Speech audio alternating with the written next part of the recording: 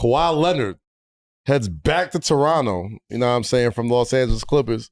And, man, I ain't gonna lie. This was definitely the first move. Like, you know, I was enjoying my offseason as a Knicks fan. I'm like, all right, Giannis, don't move me. You know what I'm saying?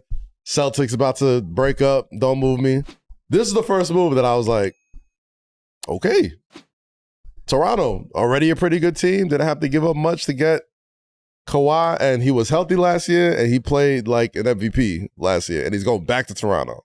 So, does this move the needle for you at all as far as contending for championships in Toronto?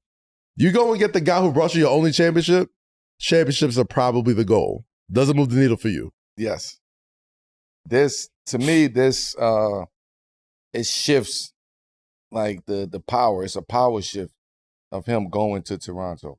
I mean, granted, like this is bookend for him too, right? We talking about in the Kawhi's career, who thinking about, okay, I'm gonna go back to Toronto and ride his basketball career out. If that's how he's thinking. Yeah, but let me go there and play with some guys who it's already proven, right? They were young, they got a great core of guys.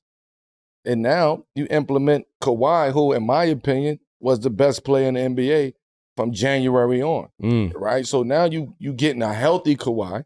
Granted, availability, right? That's always the question. But he's proven that he's back playing basketball. And he's locked in playing basketball. When he's locked in, he's one of the best players. He is the best player. He was the best player from January on. Now you implement him into that young style of playing basketball. You got defenders, you got guys who can get in the paint, you got bigs, like you got young stars now, and with RJ, you know, rising and playing the way that he's playing.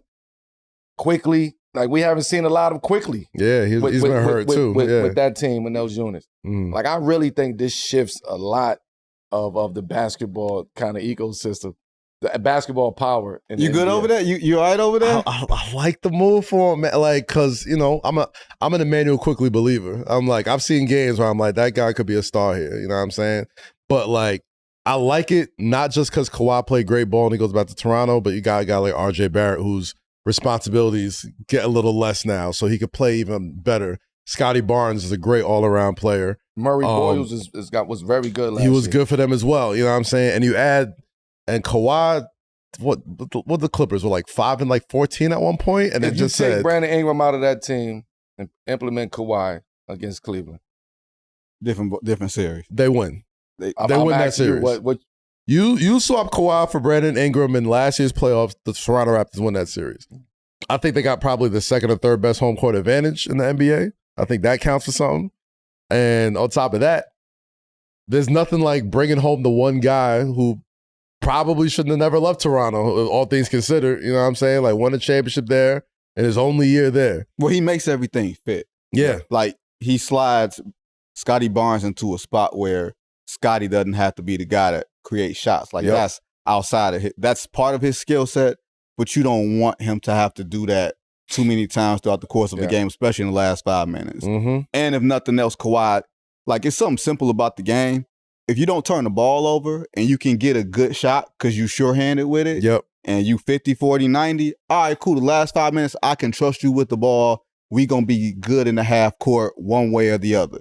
That's if he's available. Yeah, if he's available. You know what I'm saying? Like, to me, that's the question of, like, I have to recalibrate my mind because my mind tells me 35 is old. You know what I mean? 35 was old not too long ago. Now these dudes are making a mockery of this. Steph's still playing well. KD's still playing well. So, Harden's still playing well. So the question I would ask a guy like that is, can he carry? Yeah. And not carry for like 82 games, but can, like the one thing about the Knicks that, and not to bring it back to the Knicks, but the great thing about the Knicks this year during the playoffs was that they didn't play the score. They played like the game. They had like a mental sort of stamina and toughness, and they wore you out. They knew over the course of 48 minutes, we going to stand taller than you because you can't hang.